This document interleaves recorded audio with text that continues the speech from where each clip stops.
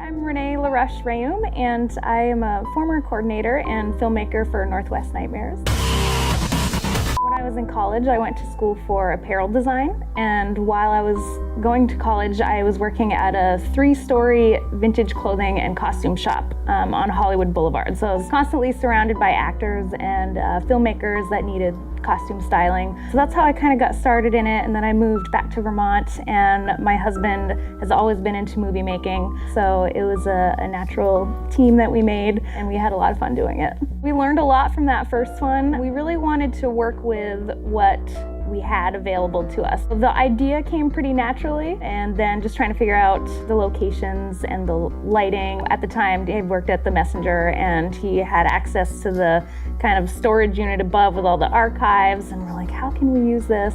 We are big fans of the cheesy movies. In the Foothills movie, there's a scene where we were using a cosmetology head dummy that happened to look a lot like my husband Dave. We're like, oh, this will be perfect for making it look like he was decapitated or whatever. And so we had to build like a dummy torso for it to rest on and pull it up and try and yank it off, and the delay between pulling the head up and the body falling down where there was way too much time in between each take, and it took a couple times, that's for sure. One of the best things that I thought about making our movies is that, something we can look back on years to come and just crack up and be like, wow, we were crazy kids.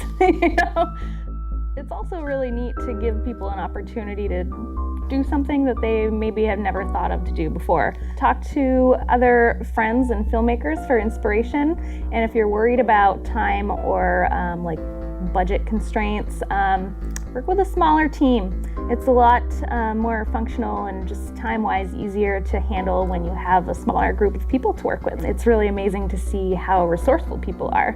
Start with 2 people, and it really doesn't need to be a big flashy explosives.